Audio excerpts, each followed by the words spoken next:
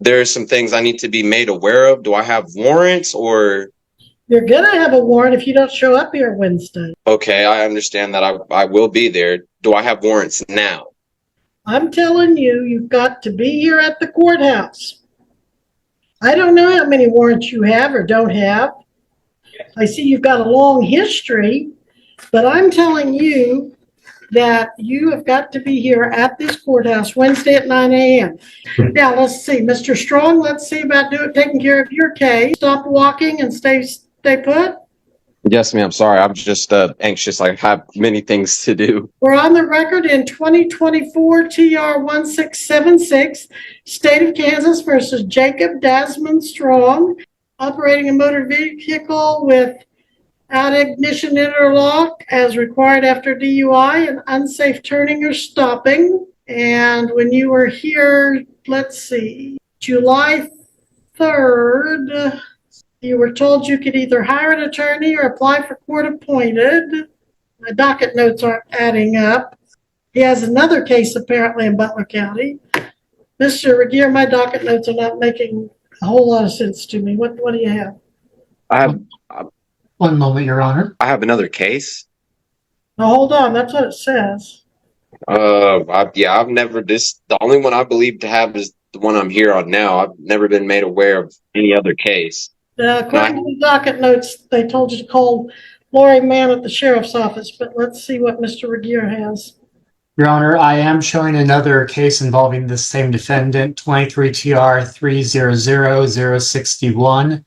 It would appear that in that matter, there was or rather, there has not yet been a successful first appearance owing to the defendant's failure to appear last month on the 17th. Well, there you have it, sir. I see you've got a fairly long, you've got a long history in the state system from Sedgwick County to whatever, RS, CQ, that's probably Chautauqua, Butler. All right, so what's the status of it? Is there an active warrant on it? This is the first I'm hearing about any of this. I was, if I was mistaken, because I do keep tracks, I have my notebook with me. I've always taken notes. I believe that I had Mr. Strong, where do you have to go to court next today? Bartlesville. Bartlesville, is it by Zoom also? No, in person. Where are you located right now? Bartlesville, Oklahoma. Is that where you're living right now? Yes. I'm going to order that you be here in person Wednesday at 9 a.m. In person at the courthouse, Wednesday, 9 a.m. This Wednesday? This Wednesday. Okay. Kansas. Okay. I will try to do my best. So there some things I need to be made aware of? Do I have warrants or? You're going to have a warrant if you don't show up here Wednesday.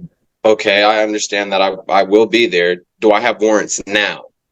I'm telling you, you've got to be here at the courthouse. I don't know how many warrants you have or don't have. You've got a long history, but I'm telling you that you have got to be here at this courthouse Wednesday at 9 a.m. You better not just do your best. You better be here or I will send the sheriff or his designee. In other words, I will. It's tense from the very first moment. Jacob's fear is palpable, his anxiety seeping through every word. He's a man stretched thin, juggling cases in multiple counties, haunted by the thought that a single mistake could send him back to jail. Yet the judge's tone remains steady, not harsh, not hostile, just firm. She isn't there to humiliate him, she's there to set boundaries. Because in court, confusion isn't a defense, and emotion isn't evidence. The system doesn't move on sympathy. It moves on punctuality, clarity, and proof. In regards to my case, I was continued last time that I'd seen you on Zoom to show proof of a license. I have got all of my tickets paid. I am waiting for the courts to process those papers to the DMV or the Division of Driving, so that way I could display. Present yourself. You're welcome to do that. If you want an attorney, you're welcome to hire one. If you cannot afford to hire an attorney, as you've been told before, as on July 3rd, you can contact the clerk of the district court and ask for an application, and they can send you one.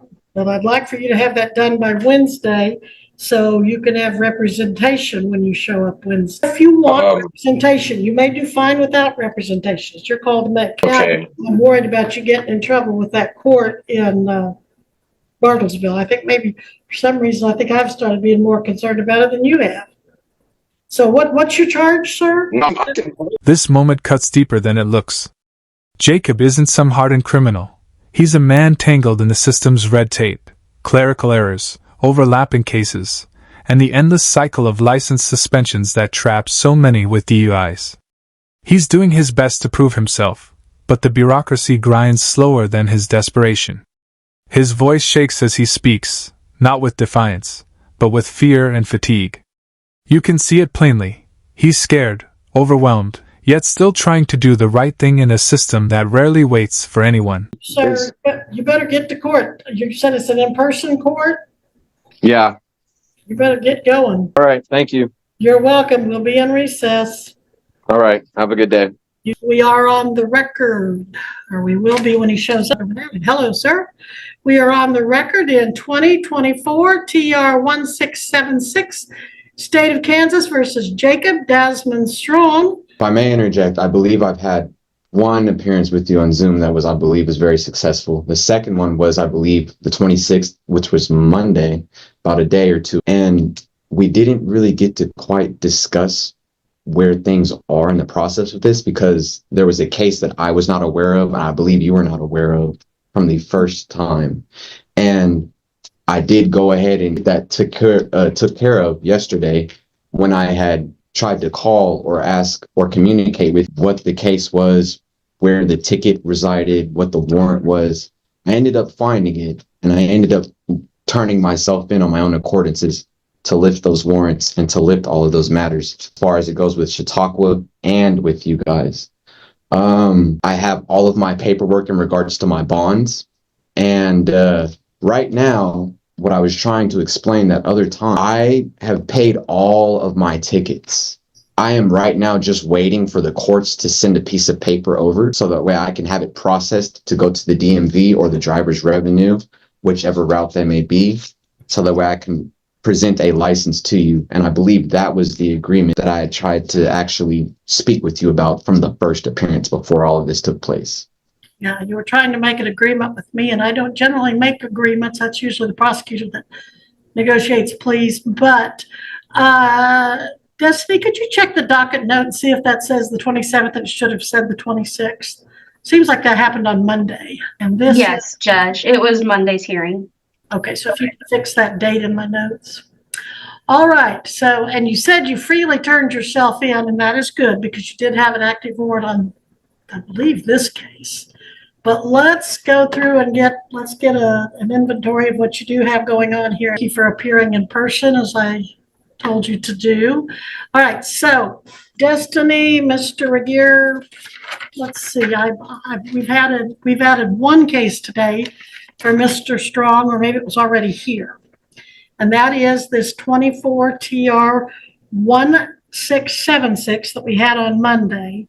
But then don't we have the other one pending too that he referenced? Your Honor, the state's understanding is there is another Butler County case involving the same defendant, 23 TR 300061. It would appear that there was a prior failure to appear back in July. However, I am showing an appearance bond recently executed in that matter for a hearing date in November. Specifically November 27th, there does appear to be a $2,500 professional surety bond. And is that the one did he just do that one yesterday or today? The bond that I'm showing in that case appears to have an execution date of August 26th, 2 days ago. Similarly, in the current case, 24 TR 1676, which is actually on the docket today, prior appearance bond in that case for April 21st. That was executed back in April 21st for an appearance date in July. All right. So as he said, he promptly took care of the warrant in this one. Let's take up both of those either today or both of them in November. I would love to take up both of them, please, to put them behind me.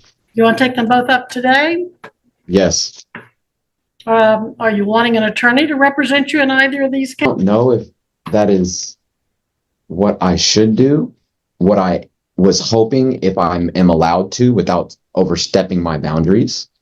If I could have one continuance to come back with a license and proof of eviction interlock, now that the license is actually going to be freed, I believe this week or the next, because the cases I had holding up my license, causing it to be suspended, I have zeroed all of those balances, and I do have those receipts on my phone. I can email them to whatever court or DA that needs them to show that I am taking the proper steps to get back on that track of getting my license and going the proper way of getting the interlock, because driving is not a right, it is a privilege. And I would like to be able to atone for that matter and show. When he walks back into court in person, that's courage. Most people hide from their warrants. He chose to face them head on. And you can hear it. The subtle change in the judge's voice, a tone that softens with respect. This is what the justice system is meant to look like, accountability met with understanding. It's a rare, almost sacred moment when both sides, judge and defendant, stop fighting and start listening. In that brief exchange, justice feels less like punishment and more like humanity. And I will have the record reflect that you are knowingly and voluntarily waiving your right to counsel. Again, on the record in both oral and written thing, first at the 2023 TR 300061. Like this was first appearance, sir. In this case, you're charged with count 1 speeding, 68 and a 55. This is a traffic infraction. It does not carry jail time. It is a scheduled fine. Then in count 3, the ignition interlock operating without the required ignition interlock device following a DUI is a Class A misdemeanor. If convicted, your fine could be up to $2,500. Your sentence could be up to a year in the county jail. The date of these offenses is alleged to have been October 13th, 2023 in Butler County. And then in the other case, the 24 TR 1676, this is the one that we were here on Monday about. And we did set this over. You did tell me July 3rd you were going to hire an attorney or apply for court appointed. Then today, you're telling me and are waiving, you want to proceed on this case. This newer case is also ignition interlock and unsafe turning. Class A misdemeanor and the infraction with a fine only. Could I proceed further if allowed to? A continuance so I can come back and present the license and an interlock. All right. I will set this over to a Wednesday. And what date is that? November 20th, Your Honor. Okay, be back here in person November 20th at 9 a.m. Since you're representing yourself and you're wanting to negotiate, and I don't negotiate these things, you'll need to contact the county attorney, and their number is 316-321-6999. And it appears that Jared Regier will negotiate with you, talk to you. That's between you and him. That's where I'm going to leave it at this time, sir. You'll be, if you're not on bond in both of these, I think you are. I think you had warrants and yourself in. So you signed a bond in both these cases, sir, or not? Yes, ma'am. I have the paperwork right in front of me. I can print it off, leave copies with whoever. Just show it to the deputy and he'll be satisfied if they're legitimate. And also, he took care of a Chautauqua County warrant also yesterday. Oh, very good. Very good. I had no knowledge of these things. I believe when I had spoke with the clerk, they had said something about his system had crashed. I don't know. However, I was not going to allow there to be any excuses or any holes for leaks. And I do not believe in stepping in, place my foot where I can't see, basically. And so that is why I went ahead and did that. When I got to the jail, I did not know that I had that second warrant. I went there on the first one because naturally, when I spoke with you and asked these questions, I didn't really get much from you. So I took it upon myself to search it out.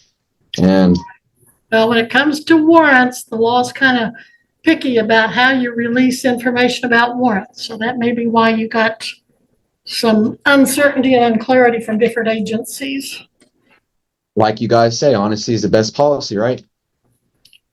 Well, I don't know who you referenced to, but I was told earlier by my control that everything was taken care of with him. okay. Well, it sounds like it is. So I'm going to release you at this time on your bonds and make sure you. This is the emotional core of the story. Jacob says the words that define his journey. Driving is not a right. It's a privilege. And I would like to atone. In that single line, the entire tone shifts. It's no longer about punishment, it's about growth.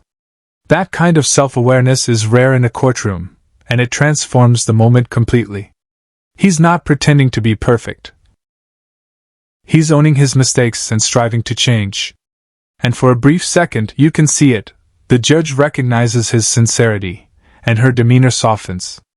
Accountability meets redemption, right there in real time. November 20th at 9 a.m. All right, you may go, sir, unless Mr. Regier has anything further. If the court is setting both these cases to the November 20th date, I believe the court had made certain orders concerning the defendant appearing in person at the next hearing. Is that at the Sally Port? At the courthouse, and then wherever the courthouse security designates it. Very good, Your Honor. We'll be back here. Okay. Okay. All right. may Thank go, you, Your Honor. Thank you. And I hope you have a good day. Thank you. I hope you do as well. By the end, everything feels different. What began as a tense, chaotic virtual hearing transforms into something rare: trust. The tone softens, the air shifts, and for once, both sides stand on common ground. The judge thanks him, and he thanks her back, a simple exchange, but powerful in its sincerity. It's a quiet reminder that second chances aren't handed out, they're earned through honesty, accountability, and effort. And this time, Jacob truly earned his.